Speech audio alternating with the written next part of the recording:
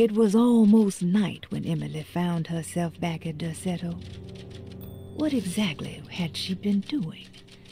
And what was Detective Conby talking about?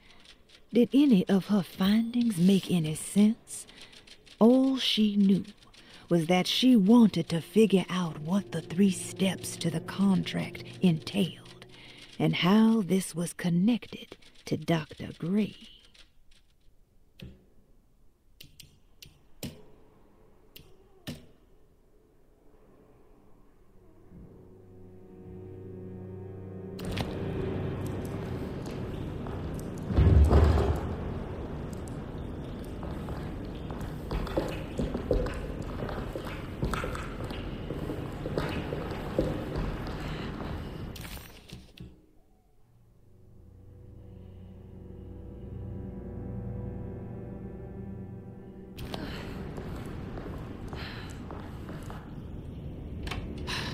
If we can just get rid of Jeremy, everything will go back to normal.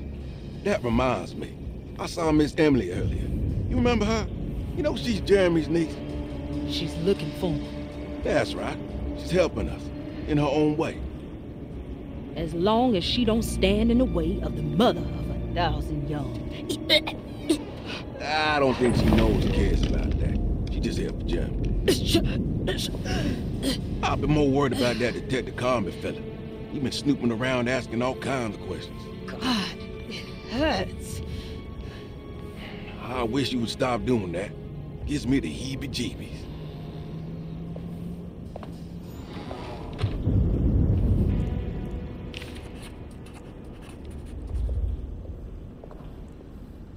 The orderlies, Baptiste and Lottie, were back at Derceto as well, like pieces of Emily's past haunting her.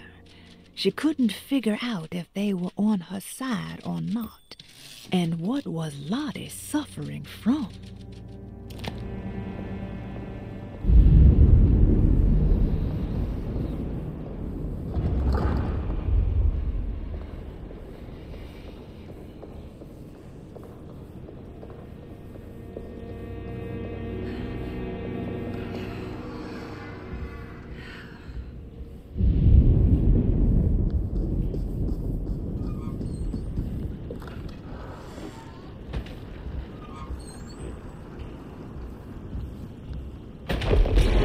What's going on here?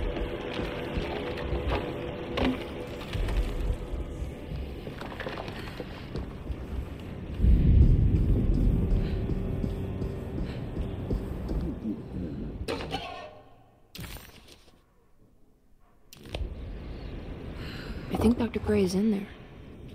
Maybe I can go snoop around his office then.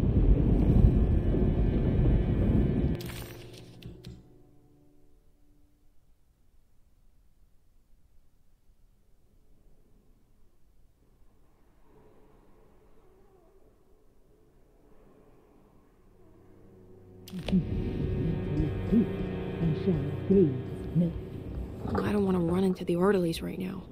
I should find another way.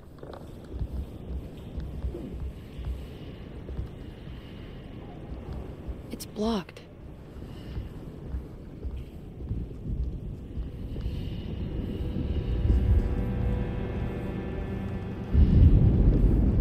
It's blocked.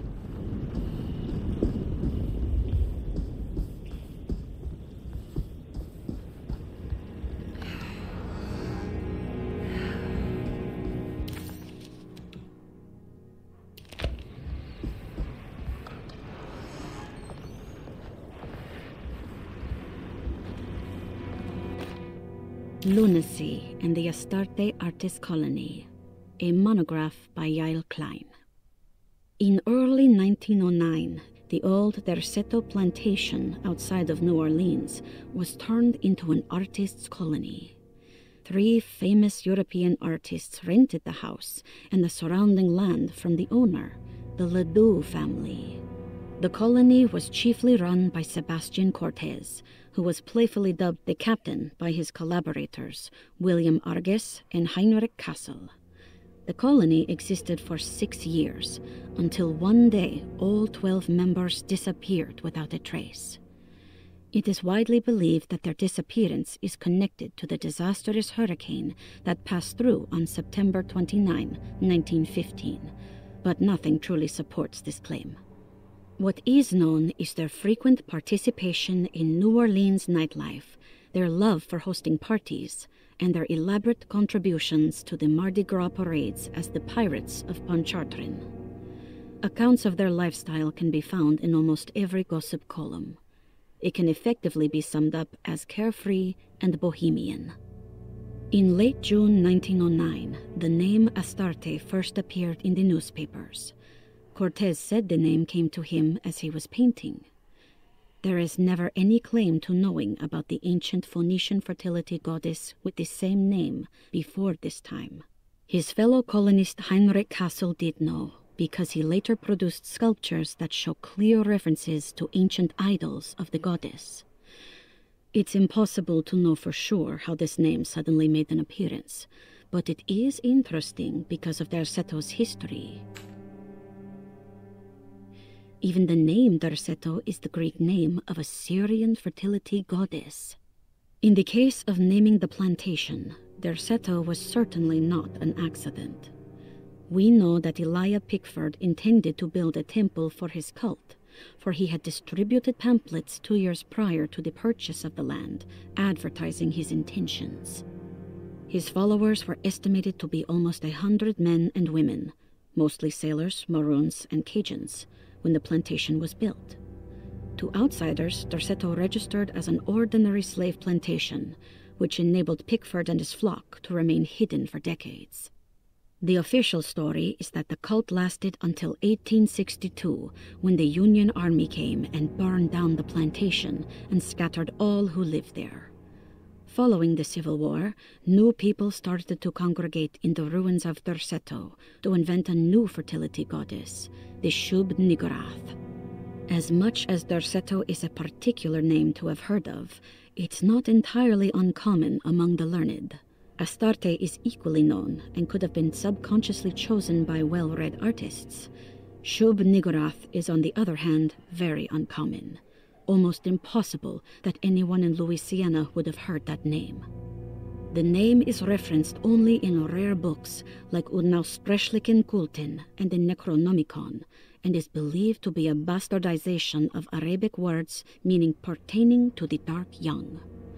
The few paragraphs printed on the goddess are so upsetting that no one in their right mind would want to build a religion resting on such qualities. The Shub-Niggurath cult was hard to get rid of, but it is believed that despite the police jailing and killing several cultists over the years, the main culprit in the cult's demise is the cult itself, which seems to line up with every instance of cult activity on Derceto's grounds. When Captain J.W. Norton of the Union Army arrived, he described the people at Derceto as malnourished and maniacal. As much as the army tried to save them, they fought back with fervor, as if nothing was going to stop them from slowly destroying themselves. While the disappearance of the Astarte artist colony remains a mystery, the recurring motif seems to suggest that their fate involved lunacy and a hunger for self-sacrifice to that fertility goddess with 1,000 names.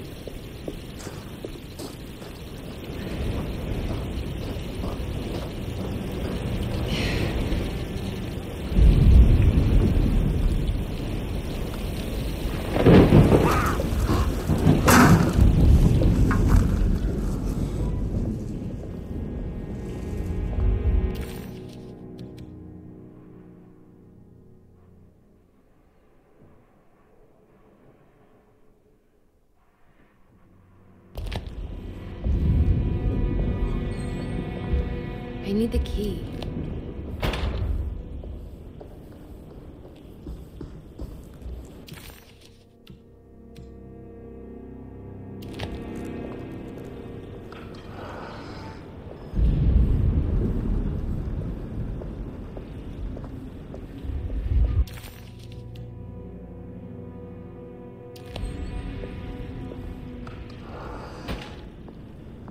Mr. Waits must have had a spare key to Dr. Gray's office, but where?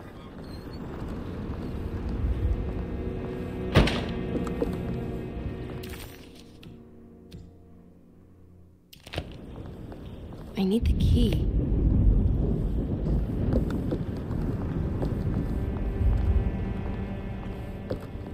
I don't know the combination. Wait, maybe I do.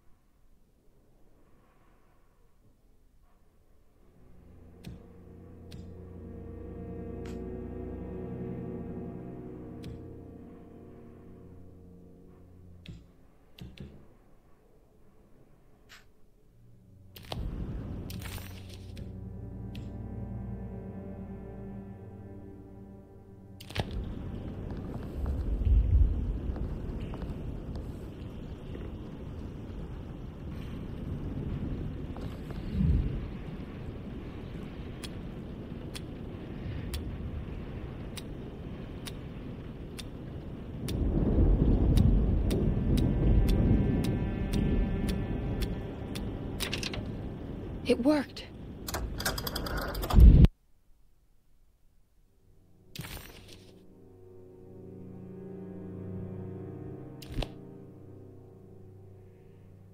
The last guest in the empty room suffered from severe maladaptation. I must write this down, because if I understand the condition sufficiently, it could make me deny this fact at a later date, and there is reason for me to think I may come to suffer the consequences from this dysfunction, as some who came in contact with the guest seemed to adopt a new worldview in which everything was predetermined but broken. Upon accepting this worldview, some memories became unmanageable and later rejected. I do not know what this means. I cannot even remember the fate of the guest. I think they were simply misplaced one day and forgotten. Just like all documents pertaining to this guest, they have all been destroyed, or they never existed in the first place. Who wrote this? There has never been a guest in the empty room.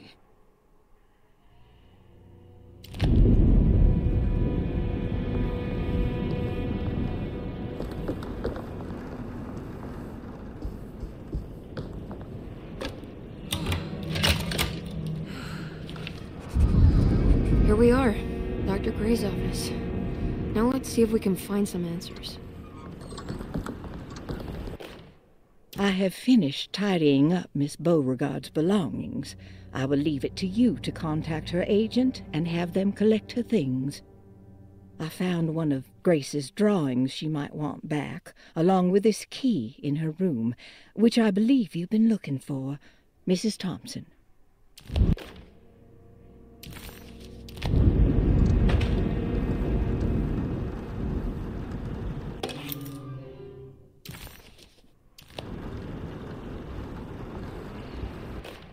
Dearest Dr. Manzetti, I find myself in a losing battle with my patient. As I've disclosed in my previous letter, his delusions have him completely captured. It's bad enough that he is torturing himself with paranoia, but his madness turns out to be quite persuasive to others, effectively laying the ground for mass delusion. I am writing to you in hope that you can give me some guidance.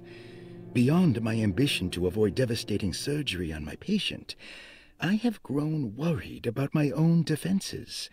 The words of my patient are deranged, yet they often resonate with something primitive within me. I have tried photographing his brain with X-rays. It was surprisingly difficult to get good results. Dark blotches on the plates kept obscuring all details. My patient looked at the bad plates and cried out in terror, telling me the dark areas was the shadow of the worm, eating him from inside. I could not see anything out of the ordinary. I hope this is a sign that my mind is not as receptive to the madness as I had feared. After further inquiry, my patient described the shadows inside his mind as some kind of chthonic monstrosity that wants to undermine his sanctuary. This is clearly a reference to a place he calls Teroea, a sort of library or convent that works as a psychological haven. With this imaginary haven threatened by this Chthonian, he has now constructed another, less pleasant hiding spot. Lately, he has been bringing up a metaphor of a steamboat that has run aground, that he feels like he needs to start the engines and reverse, but he is afraid that the hole in the hull would cause the whole ship to sink. I've been watching him turn this metaphor into reality for the last week. He knows it's made up, but he is doubling down, trying to make it a real memory. I feel certain that this is my chance to break through the barriers of his self-deceit.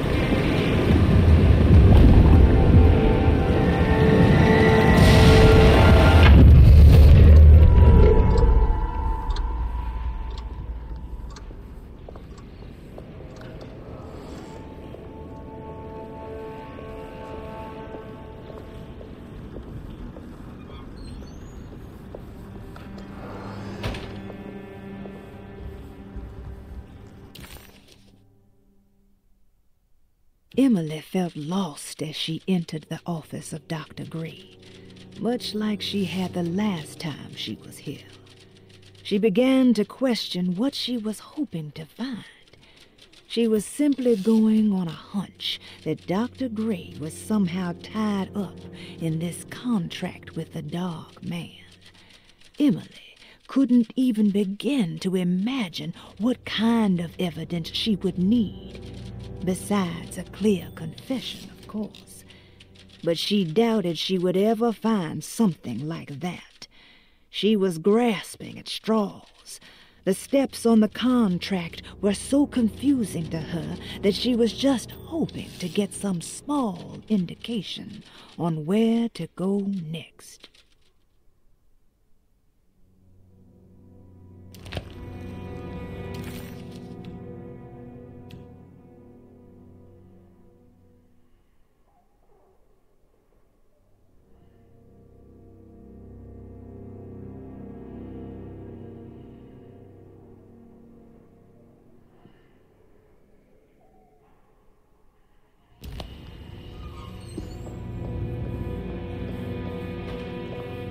I need the key.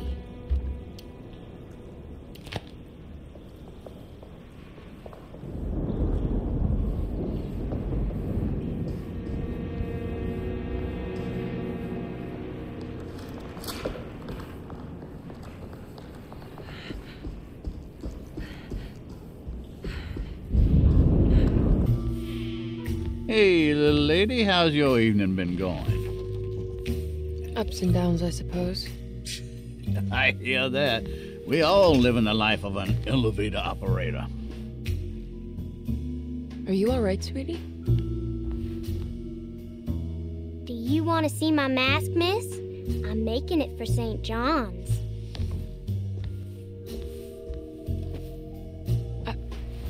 How did you... Is that supposed to be my... Ow! You should learn your place, little girl. Why are you acting this way? What did I ever do to you?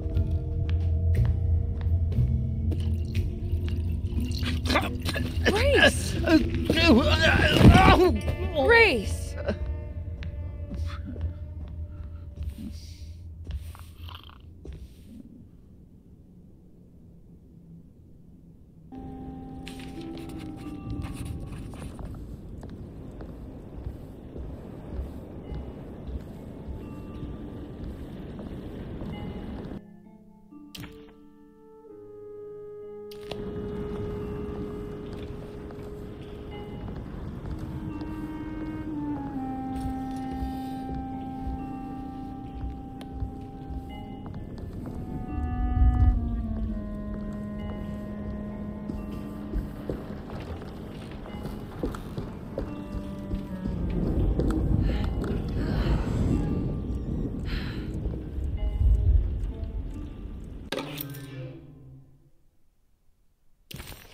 I'll just borrow these. At least he's breathing. I'll just let him sleep it off.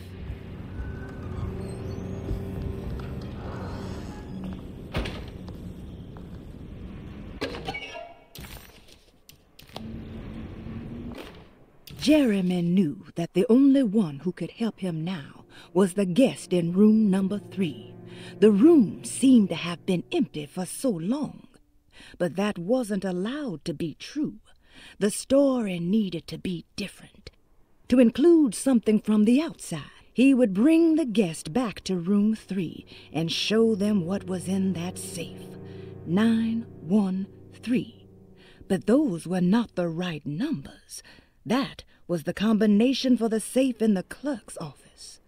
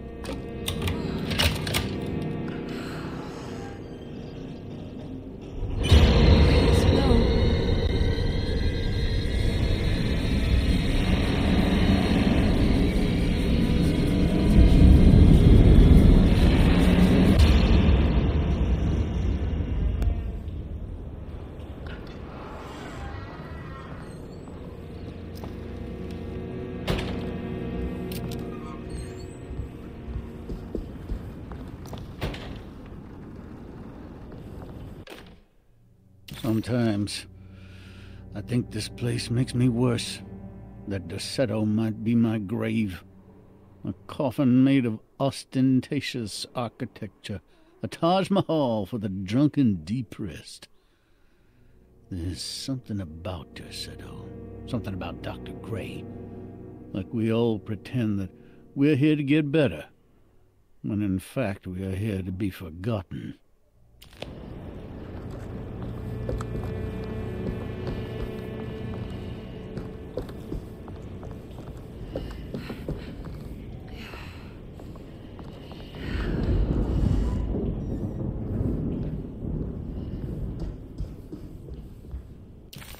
The man.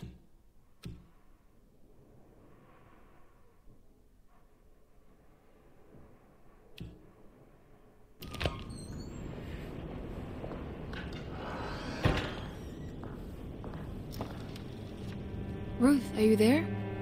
No, of course not. Castle built the zoetrope as an exercise in animation. He is very interested in moving pictures and has even ordered an aeroscope camera for the colony. I'm looking forward to seeing what kind of phantasmagoria he will produce. For now, his zoetrope entertains me greatly. It's not the little man passing his head, while quite humorous. It's the spell of that flickering light as it rotates. I swear it takes me back to my childhood in a most profound way.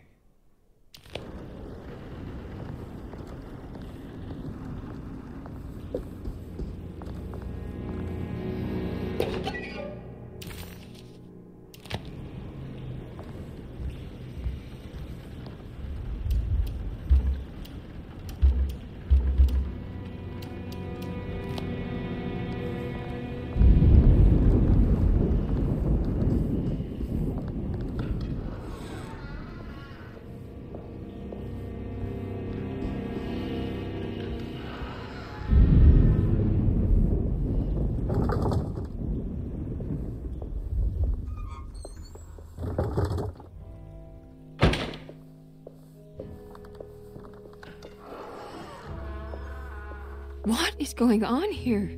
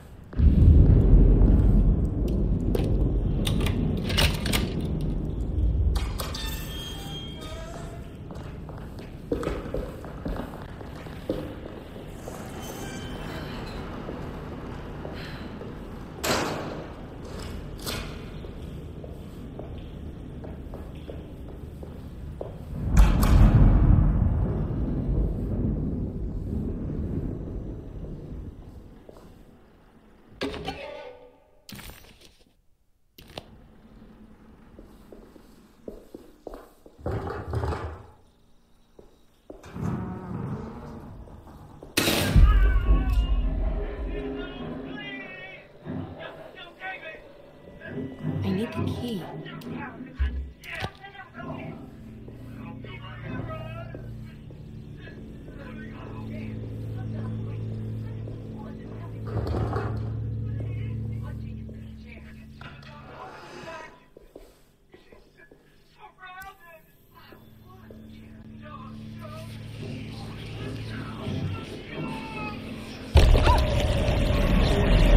What's happening?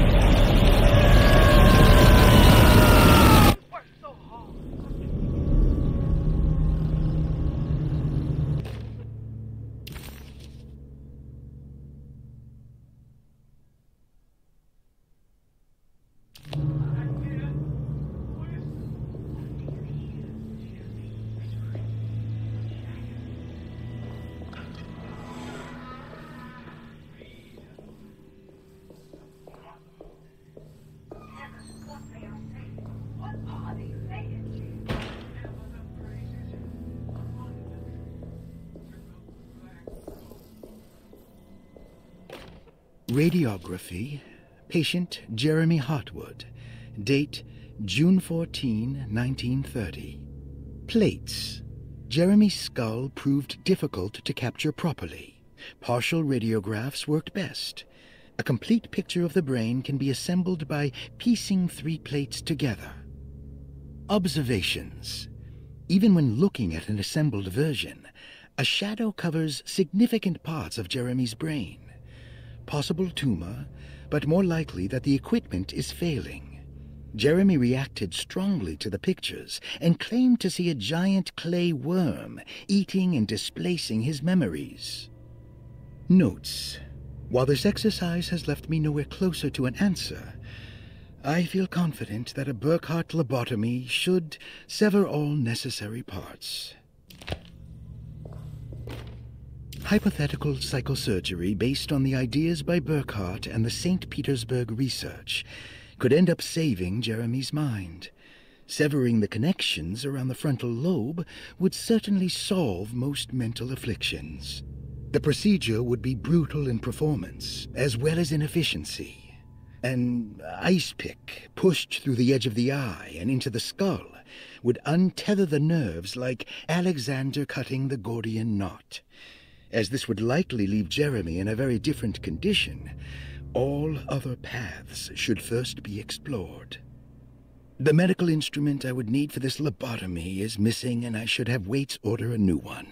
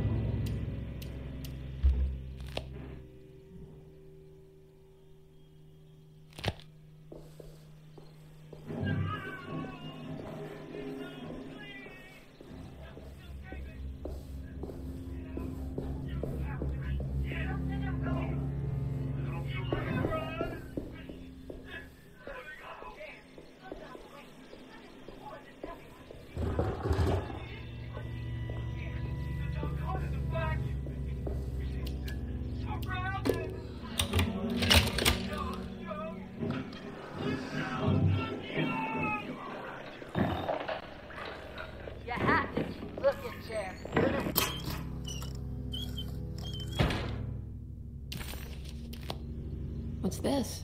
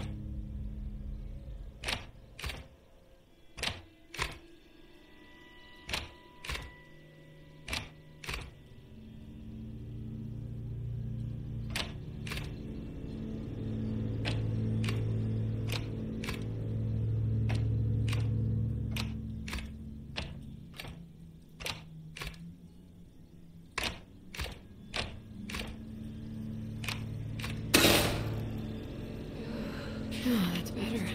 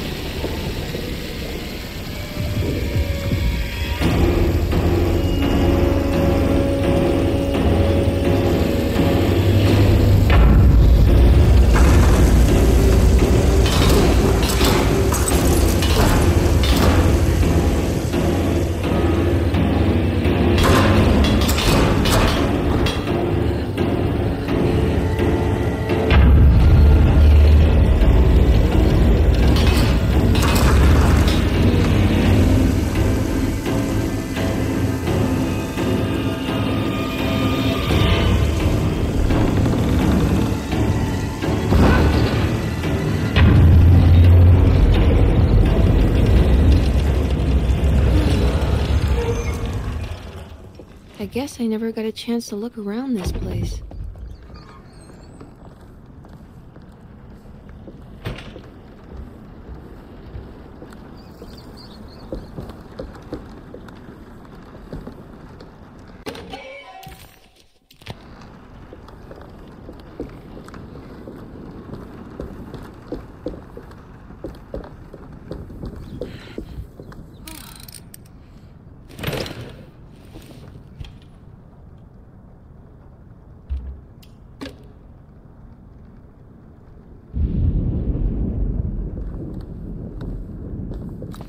What's this?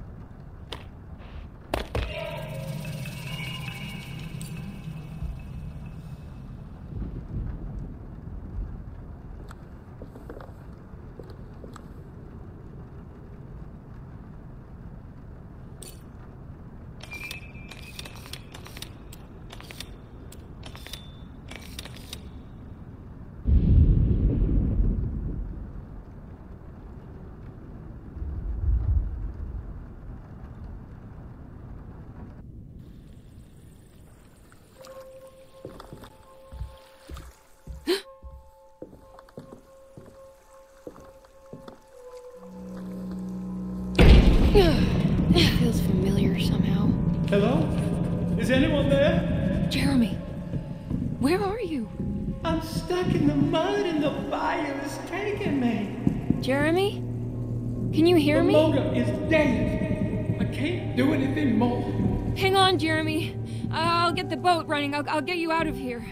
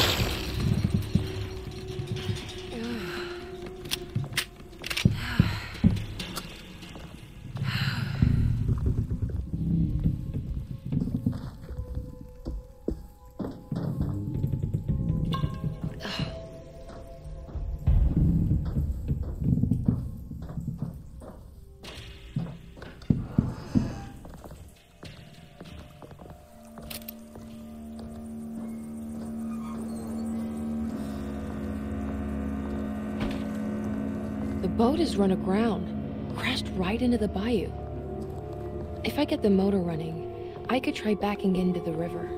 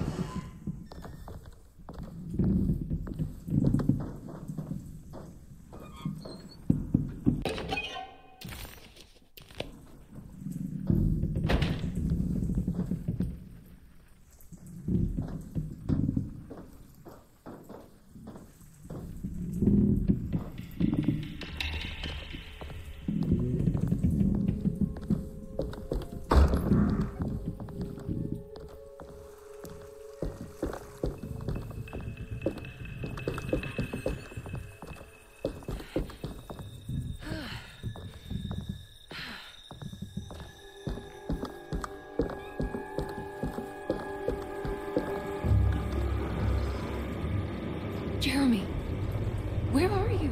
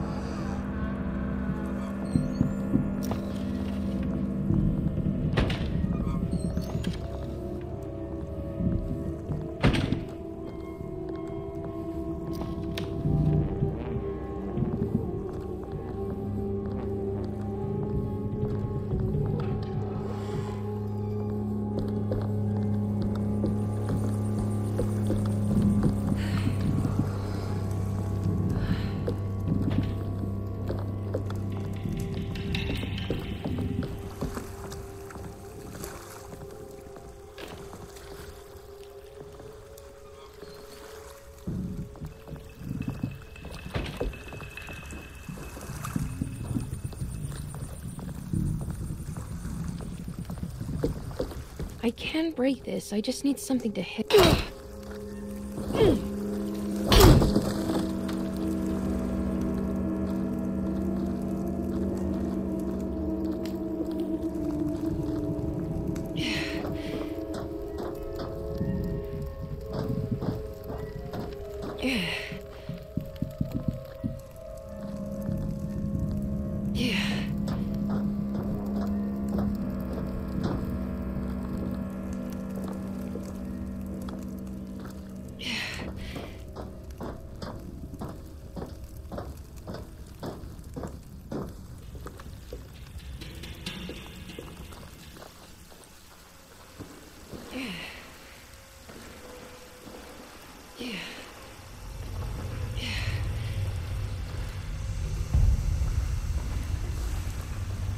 I think it just needs fuel to run.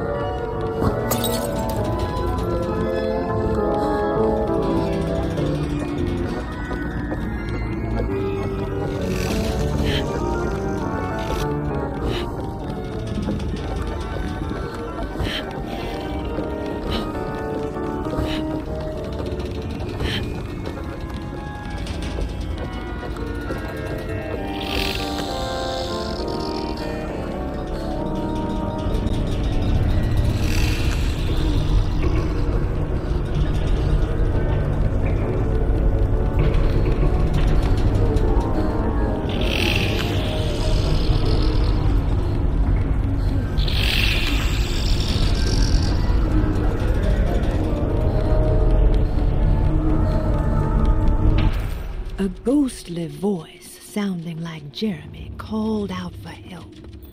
Emily couldn't quite understand where the voice was coming from. It somehow seemed to be a part of the place itself. All she could make out was that Jeremy was stuck and needed her to get the steamboat running.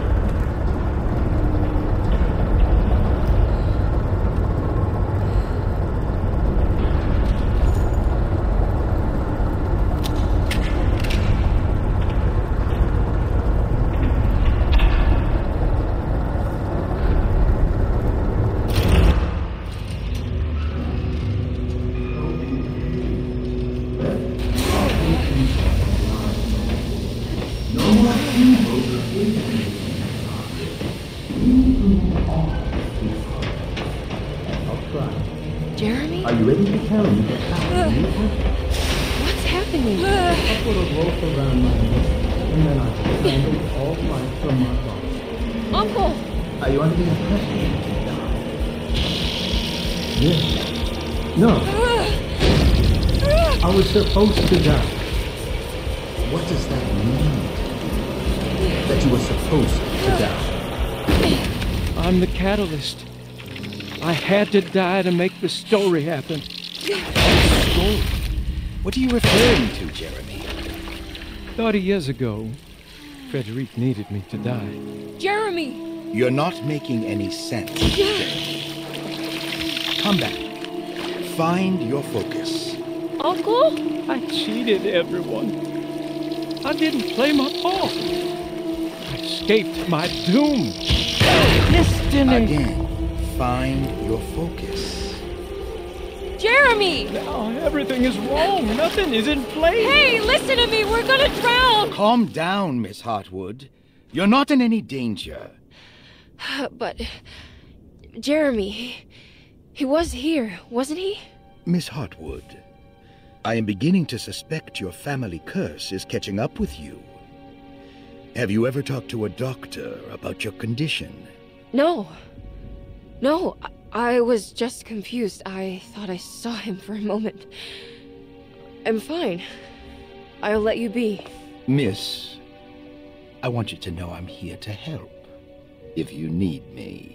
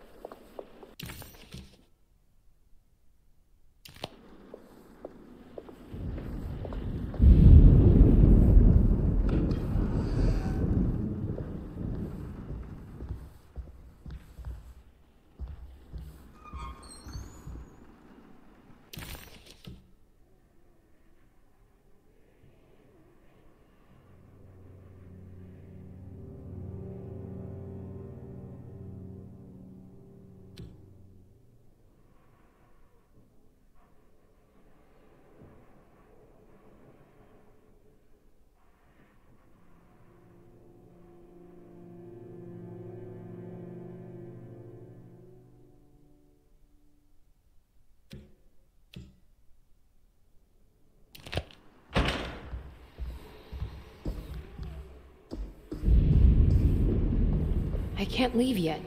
I need to get Jeremy out of here.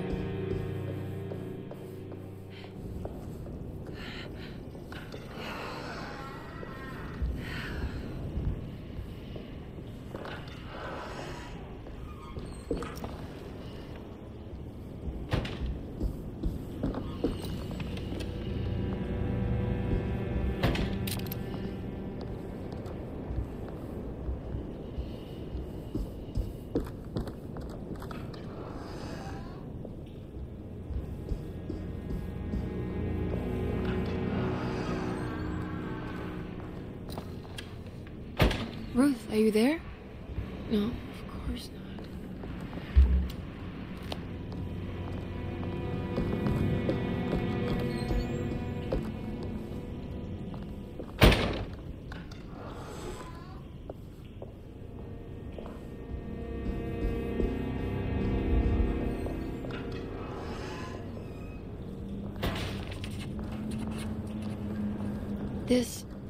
This is my room.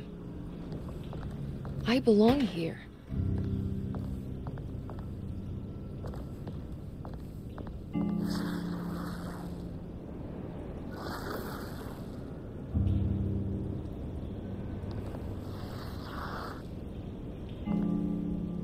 When I get back,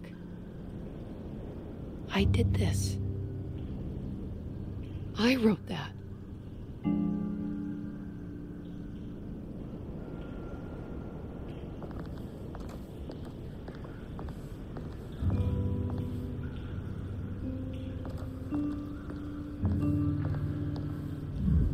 I don't know the combination. Wait, maybe I do.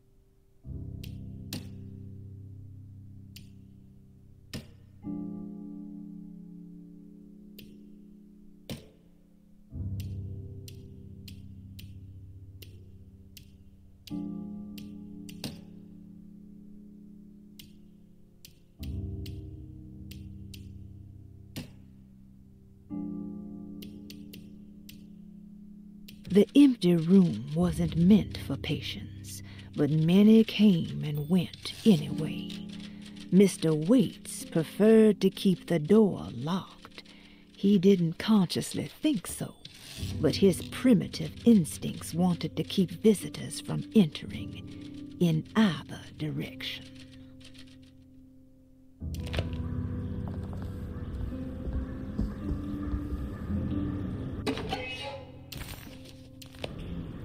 I recognize this view.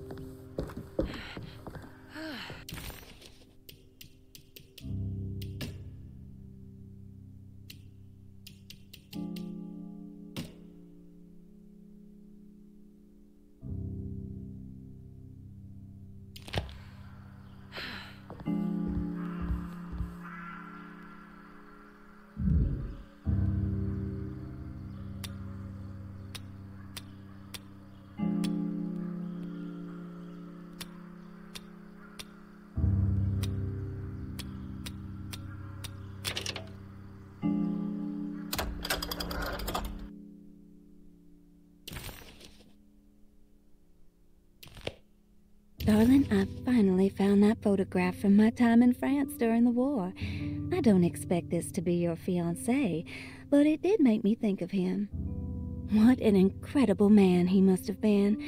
You were lucky in a way. He could have been a nobody and died falling into the Mississippi. Instead, he volunteered to travel across the world to fight for people in despair, dying with honor like Achilles at Troy. I am jealous of you. Or maybe him. It's all incredibly romantic. That's what I wanted to say. Please feel free to use my camera if you want to. It might cheer you up. It might bring him closer to you. Even if just in memory. Ruth.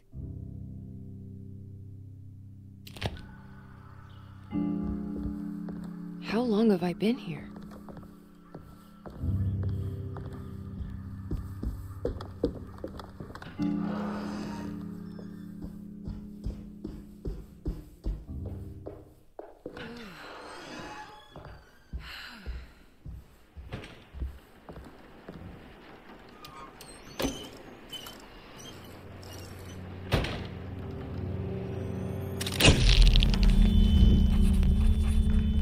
Is this how you travel, Ruth?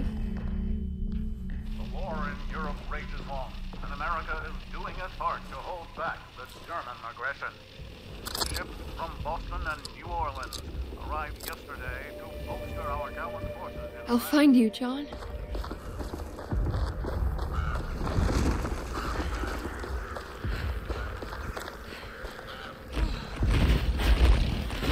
What was that?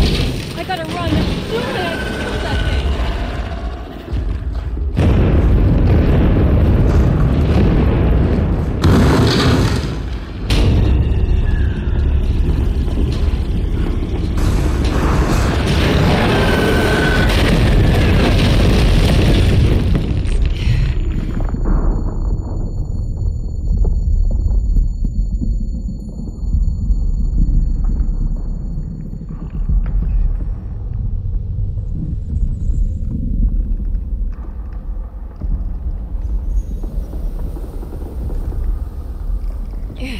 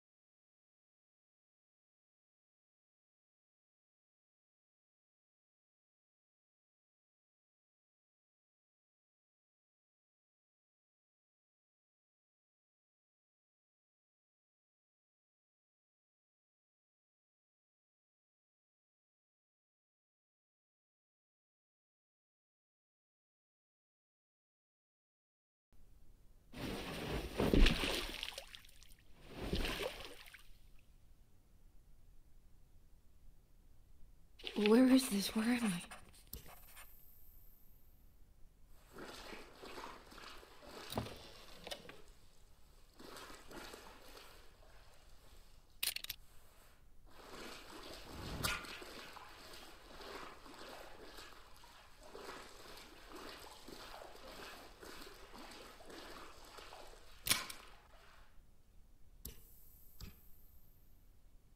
Oh, come on.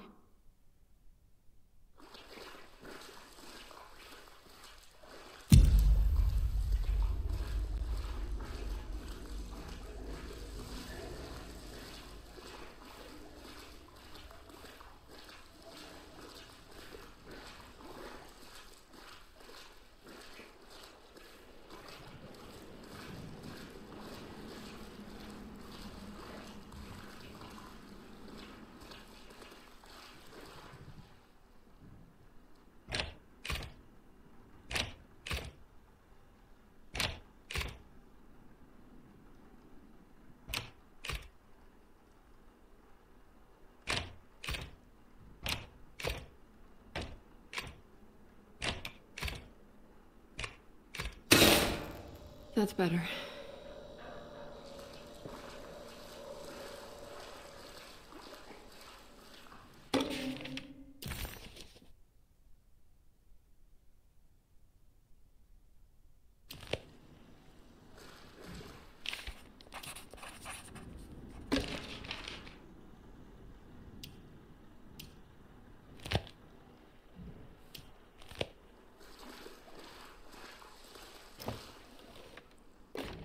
Closing the Refuge, June 17, 1919.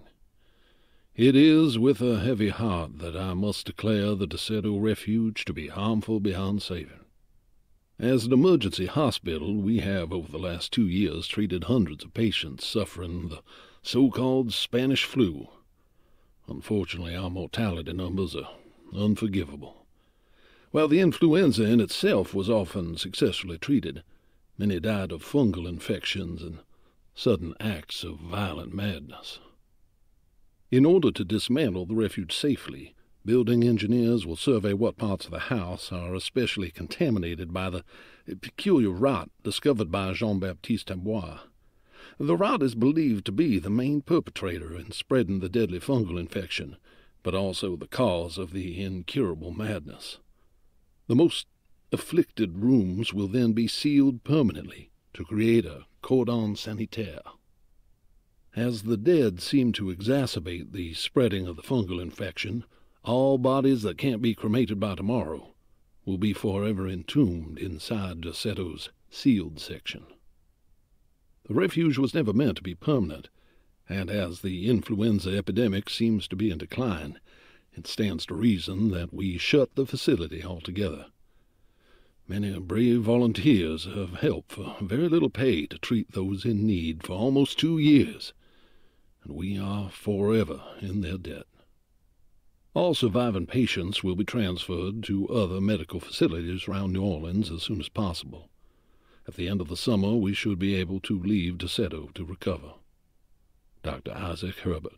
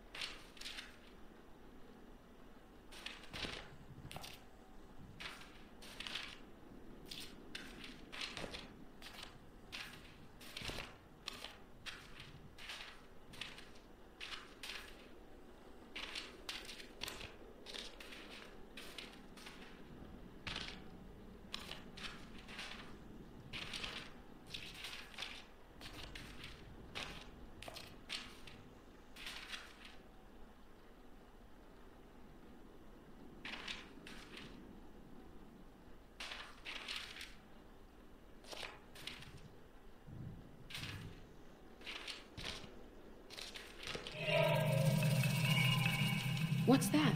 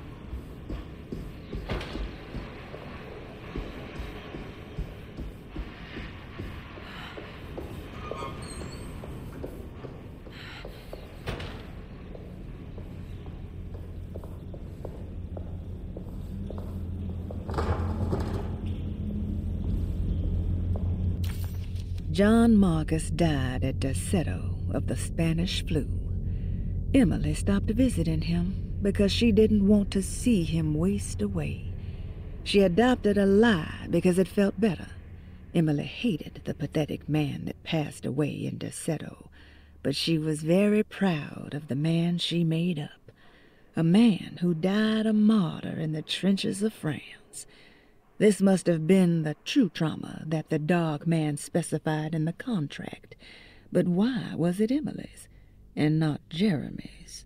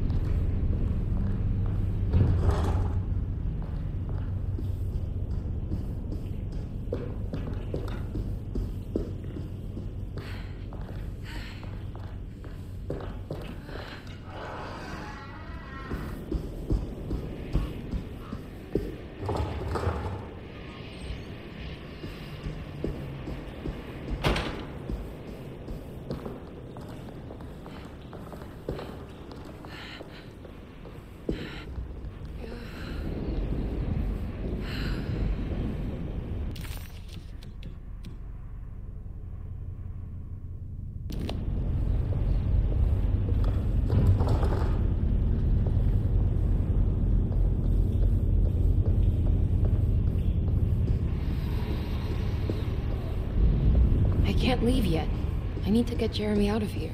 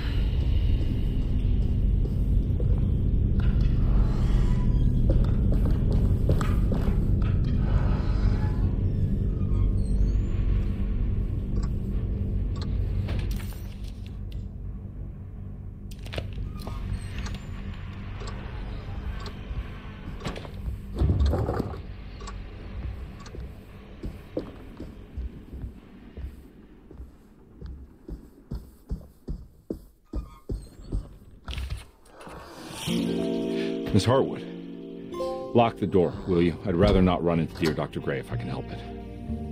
This feels strange. So very strange.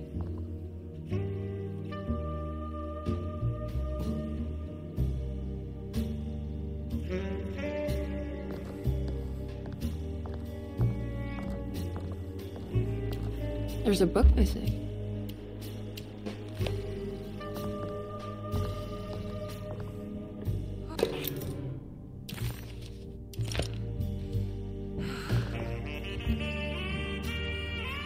You okay?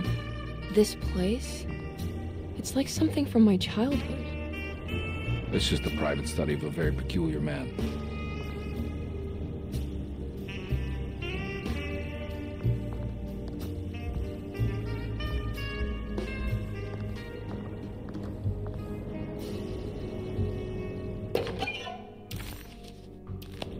Ah, what's this?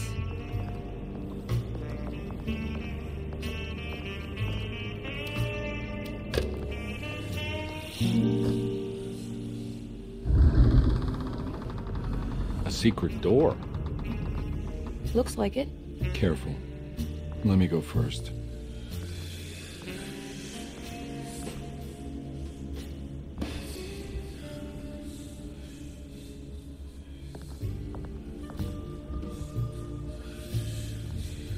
Now we're talking. Great job, Emily.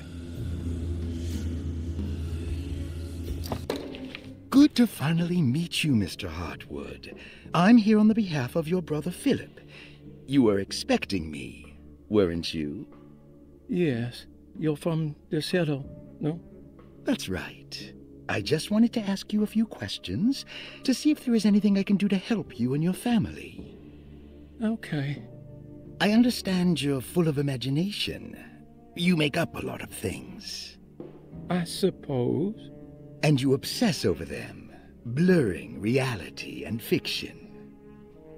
Sometimes. Do you want to tell me about the Dark Man? No, I don't. That's all right. Perhaps there is something else you can tell me. Something you know to be made up, but you hold dear. Juan? John? Who's John? No, Juan Luis Jorge. Oh, wait there a moment. Here, take a look. Is he... Oh, he is the author. It's a magnificent book. Life-changing even. The real Juan is long dead, but I like to think of him as my friend. My most beloved friend. I see. Do you often do this? Fantasize about people you read about? No. Well, there is Jacob. Who is Jacob? Turn to the last page. Oh, it's a newspaper article. The Prisoner of Ice, Jacob van Ostad. Is he also your beloved friend? Oh, no, Doctor. Not at all. He is the fire that fights fire. Yes, I think it's clear your overstimulated imagination, this mania, needs to be tempered for you to live a normal life. I know your family calls it the Hartwood curse, but I want you to know that there is nothing supernatural about your condition. It's all inside your head. And with that, I'm very qualified to deal with. In time, you will be cured. In time. Yes, in time we will exorcise all your demons, all the dark men. Yeah! Please, Mr. Hartwood, calm yourself. What happened? Oh, don't you worry your little head about it, Miss Hartwood. Your uncle and I just had our first breakthrough. This has something to do with the numbers for the talisman.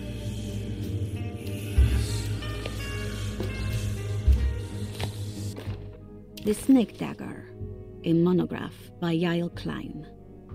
In Ludwig Prin's book on pagan rituals called The Mystery of the Grave, as translated by Nicholas Vachy, there are several references to a sacrificial dagger called the Snake Dagger. It has long been thought of as a poor translation of the original text, that it would be more appropriate with worm dagger from the Latin vermis cultrum. This seems natural following the recent consensus that the original title of Prin's book, De Vermis Mysteris, should literally translate to the mystery of the worm. However, this would take away from Vachy's great effort at translating the underlying meaning of the words and revealing several cultural beliefs. While Prin certainly was using the term worm as a symbol or synecdoche for death and the dead, which is made clear by the contents of the book, in the case of the dagger, we shouldn't be too hasty to dismiss his translation. Reading through Vachy's correspondence with his patron, it appears that he had more than just the Latin text at his disposal. Vachy had dug up Prin's living relatives and uncovered several cross-referenced historical texts and an actual snake dagger. The dagger was dated to the early Middle Kingdom of Egypt and had such a clear shape of a wave that Vachy considered calling it the sinusoidal blade. Knowing the full story, it seems prudent that he chose to translate it as snake and not worm. There are several reasons why this choice of word helps us understand the pagans that Prin's book attempts to describe. The symbolic value of the shape becomes more apparent when reading about the use for the dagger. In the passage of possession and exorcism, we find the snake dagger poisons the poisoner within the victim and is therefore pacified. Where the literal text would tell us that the worm dagger trumps the demon possessing the victim, it tells us nothing of their reasoning, only that somehow this dagger wins against the demon, like it had the better hand in poker. Vahi's translation allows us to follow the underlying logic to the ritual magic that is being performed. Poison the poisoner sounds like fighting fire with fire. That to hurt the demon possessing its victim, the priests would have to fight back with a power that is known to the evil they are fighting. The snake dagger is therefore not only a good way to describe its form, but it also helps us understand how it could be thought of as a useful tool for exorcism. Finally, it also helps us understand their relationship to lunacy, that it was thought of as something poisoning the mind rather than controlling it. What is also interesting to note is that the possessed are always considered poisoned in their head and not their heart. The snake dagger always went to the eye of the possessed, leaving them partially blind, if they had the good luck to survive.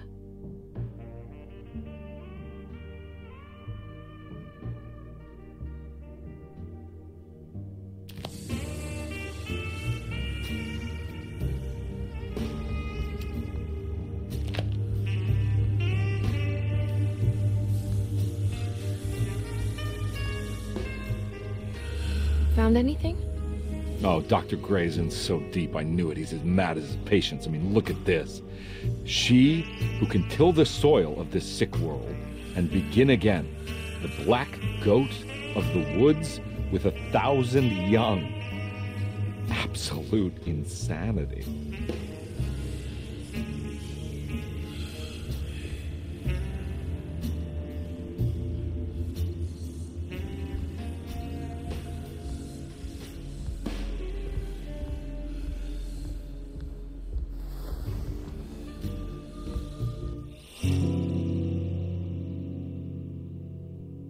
I can't believe I didn't see that before.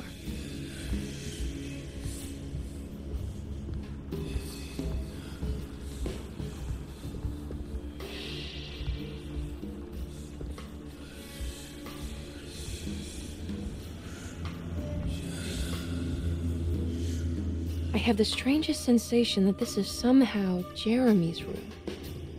What? No. This is Dr. Gray's private quarters.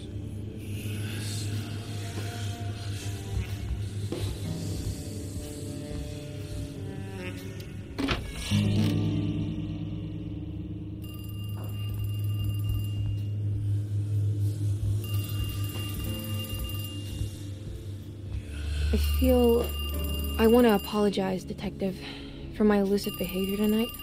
I'm glad you haven't given up on me and my uncle yet.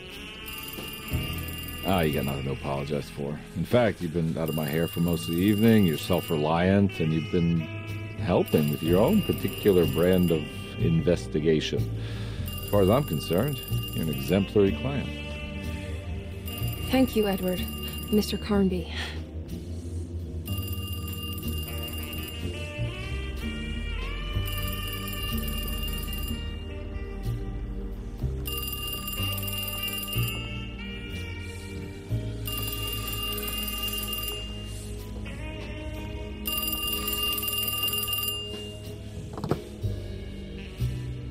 Hello? Who's there? Jeremy? Jeremy is with the Dark Man. You can't save him. Jeremy is with the Dark Man? Where? Who is he? What is the Dark Man? The Hartwood curse. She will come for you too.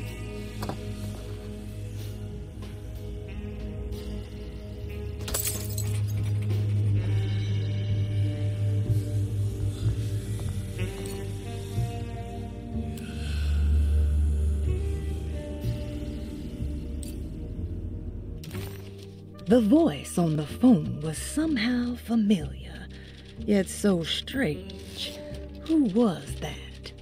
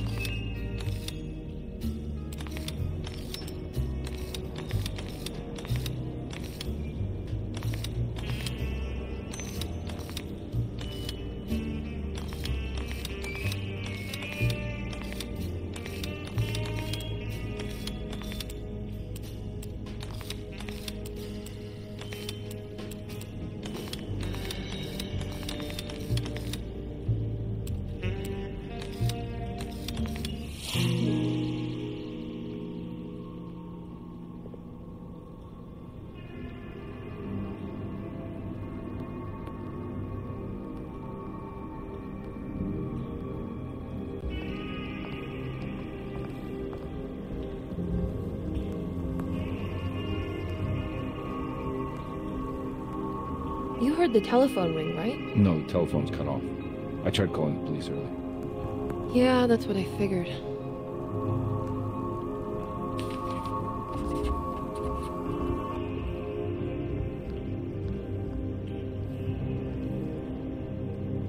Hey, Mr. Carnby?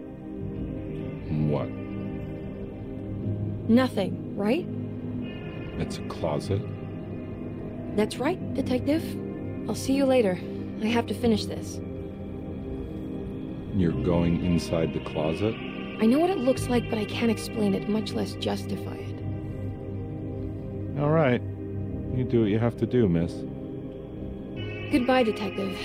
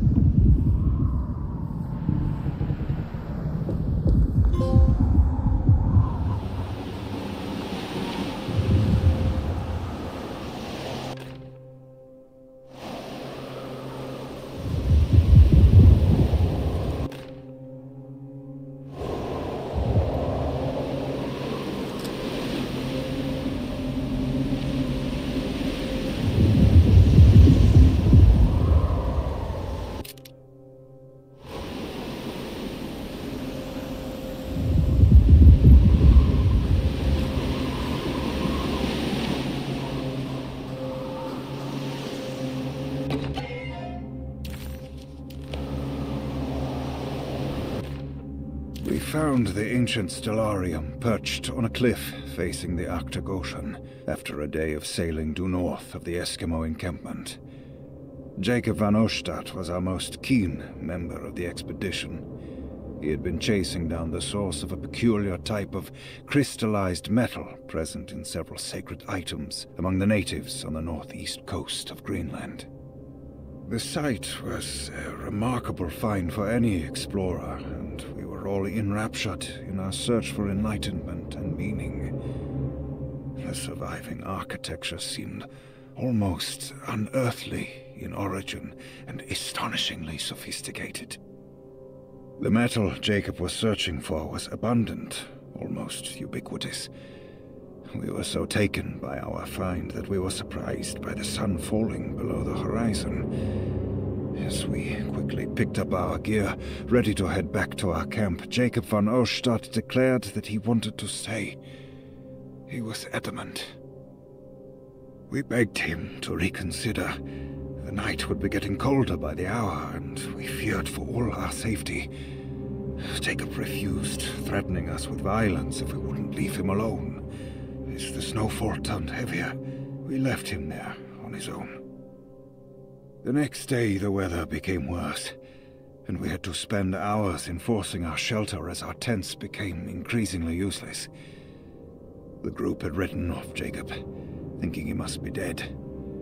I had an urge to make one final attempt to save him, so I headed out as darkness fell with a handful of flares and headed toward the coast and up the climb towards the stellarium.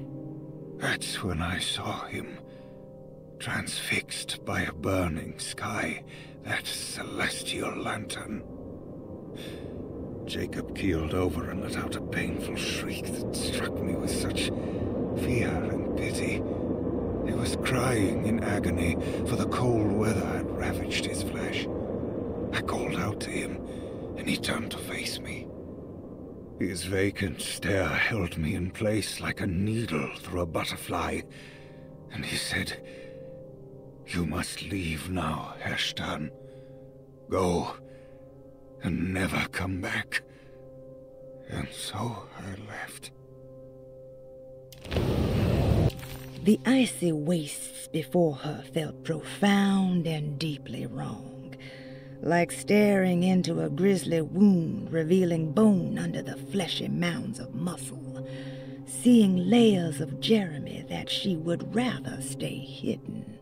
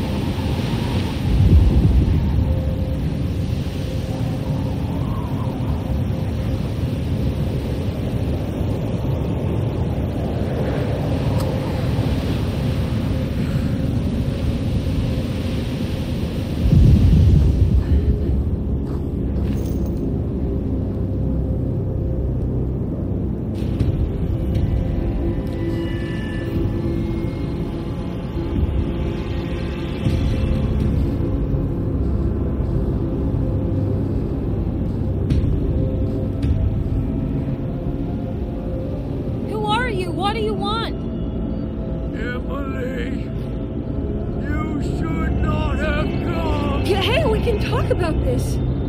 It's too late for that. It's too late.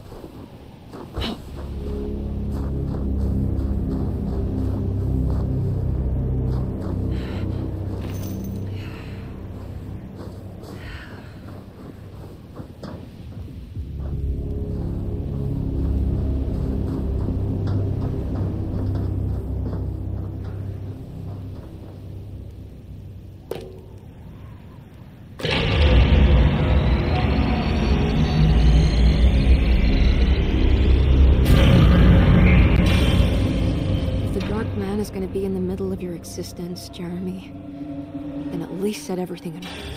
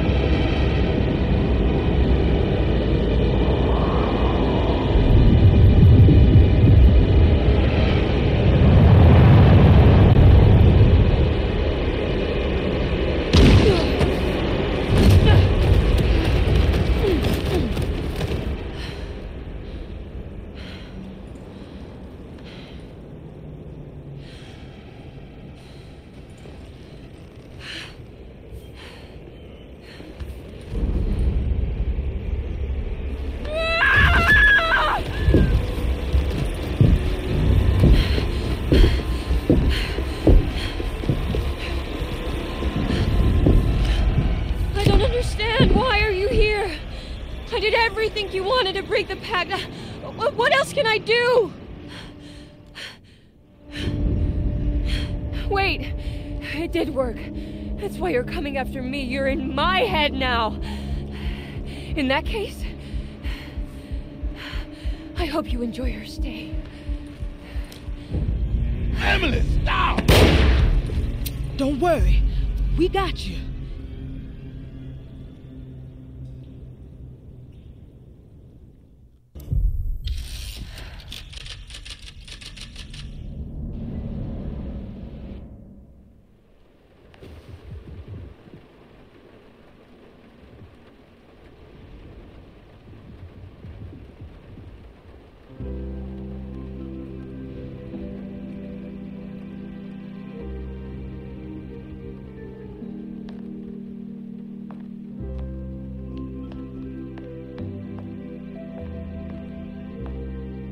Are you alone? Or is he in there with you?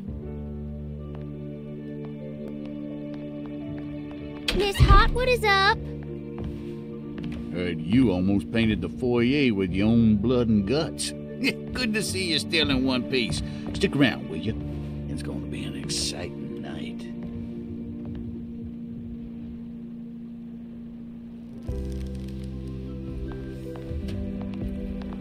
Good to see you made it, miss. And all that ruckus, Lotta gave you a healthy dose of that sleeping juice. Wasn't sure you'd be waking up again. What happened? You had a psychological breakdown. Tried to shoot yourself. Sorry for the manhandling, but we just wanted to save you. You also stabbed Jeremy in the eye. Is he all right?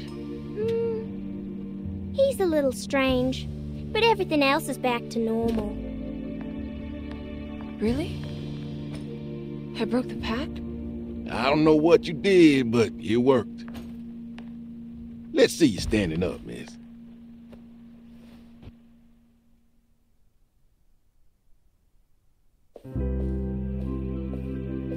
Jeremy, are you okay? I'm so sorry for hurting you. How can you ever forgive me? Emily, I missed you so. I do hope you'll stay with me for a while. Uncle, what's wrong? Is it anesthesia? He seems so meek. I wish that was the case. It turns out that you managed to lobotomize him. It's actually quite impressive considering your technique. This is permanent? You sacrificed a piece of his mind to save the whole. It's a little like treating a bad knee by cutting off the leg. It's blunt, but it works. That's terrible. Perhaps. But at least he won't suffer anymore. Do you remember the Dark Man, Jeremy? Ah, yes. Where did he go? I hope he is doing all right. You see? With a violent stab, you made any future treatment quite redundant. I assume you will be bringing him with you back to New Orleans. I will. I just need to find Detective Carnby.